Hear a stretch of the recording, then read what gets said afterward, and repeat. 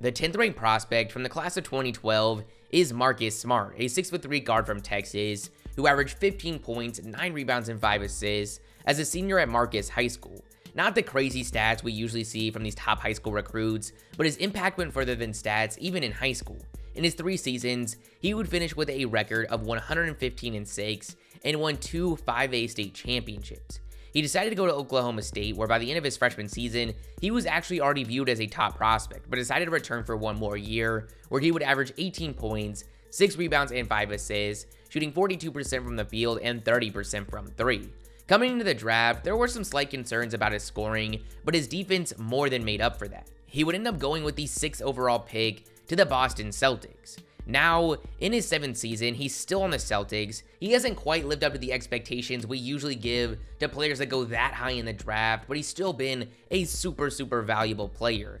The defense and intangibles he brings to the court allow him to hold on to his big role despite his efficiency struggles. This season, he's averaging 13 points and 6 assists, shooting 39% from the field and 31% from 3. But to his credit, he has shot over 35% from 3 the past 2 seasons.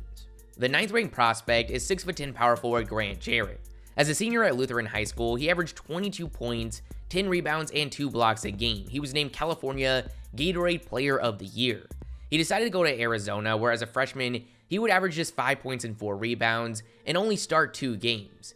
He actually decided to leave Arizona following this season and go to the 2013 draft. Due to his poor production and the fact that there wasn't much athleticism to make up for it, it wasn't surprising when he was drafted with the 40th pick in the 2nd round by the Portland Trailblazers. His draft rights would end up being traded to the Thunder, and he'd play 8 games in 2014 between the Thunder and Utah Jazz. He'd play just a total of 51 minutes, and that would be the last we saw of him in the NBA. Since then, he's been bouncing around between the G League and overseas. He's currently playing in Turkey.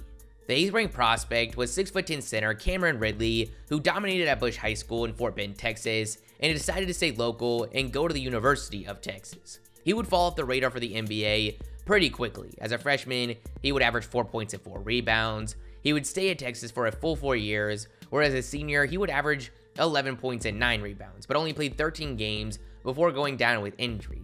He would go undrafted in 2016, but would get a chance for the Chicago Bulls in the Summer League, but never landed a contract. He would go overseas the following season, but hasn't played professionally since 2018. The 7th ranked prospect is a player that I'm sure a lot of you know, but probably not for the best of reasons. And that's Anthony Bennet. The 6'8" Canada product was the top ranked power forward in the class. He would decide to go to UNLV with pretty high expectations, and he really wouldn't disappoint.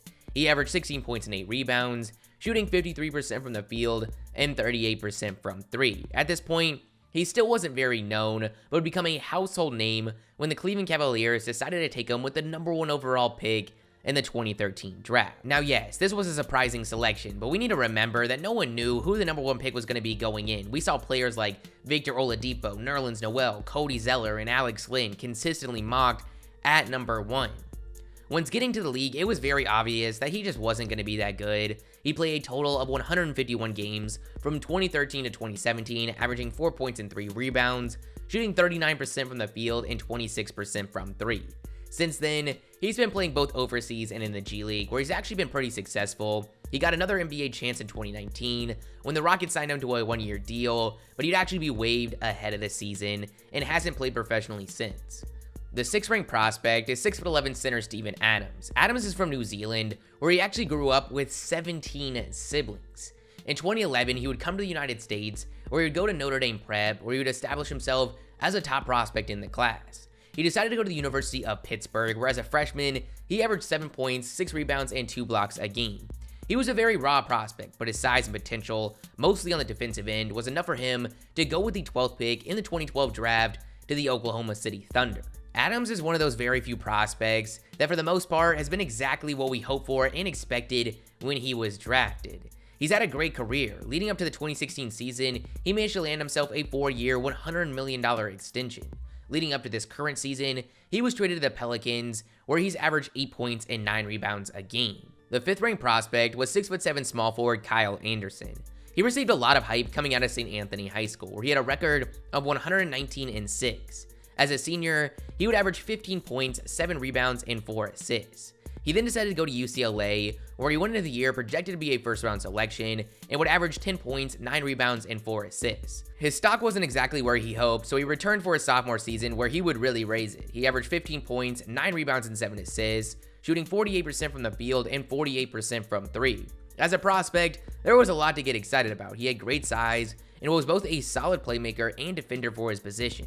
Despite the efficiency, there were some concerns about his shooting, but still managed to go with the 30th pick in the 2014 draft of the San Antonio Spurs.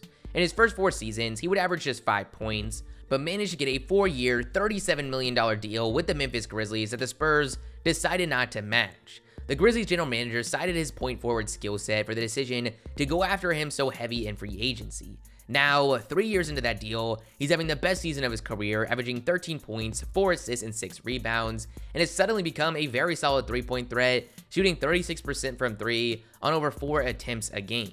Next up, we've got the 4th-ranked prospect, 7-foot center Caleb Tarzewski.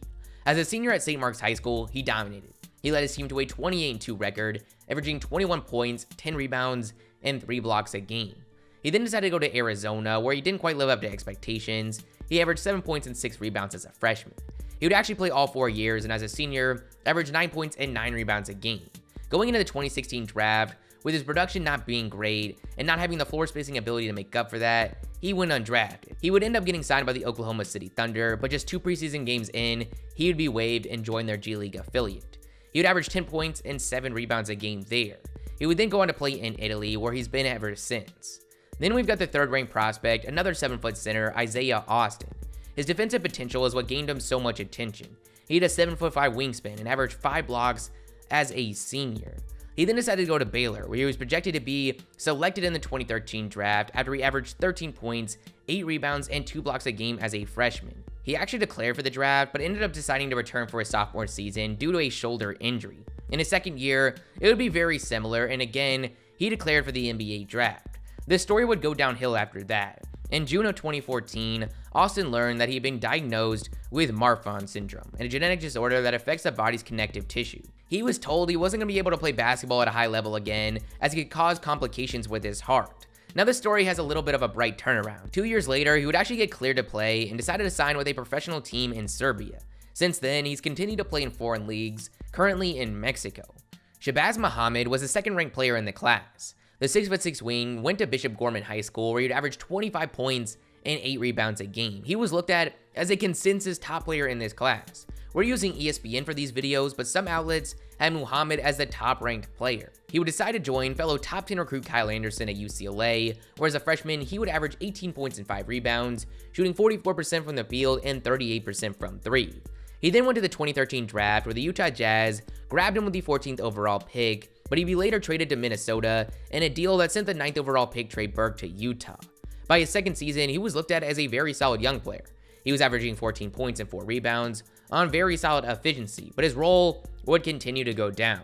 2 seasons later, he was getting just 9 minutes a game and eventually would be traded mid-season and then signed by the Bucks, who would waive him ahead of the following year. Since then, he's been playing over in China. He's actually been playing great, nothing compared to the GOAT, but he's been averaging 29 points and 11 rebounds a game. The top-ranked prospect is 6'10" center Nerlens Noel. He was originally a part of the 2013 class, but ended up reclassifying.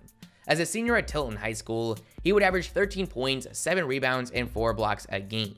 He then decided to go to Kentucky, where many looked at him as the favorite to be the top pick. We had just saw an incredible freshman run from last year's top recruit, who was also an elite shot blocker and went to Kentucky, that being Anthony Davis. So there was a lot of pressure on Nerlens Noel, and he wouldn't disappoint. To start the year, he was averaging 11 points, 10 rebounds, and an insane 2 steals and over 4 blocks a game. But just weeks before the NCAA tournament, he would tear his ACL, keeping him out for the remainder of the year. This hurt his draft stock, but he still managed to go with the 6th pick to the Pelicans, but his draft rights were traded to the 76ers. By his second season, he was looking very promising, but midway through the year, would be traded to the Dallas Mavericks.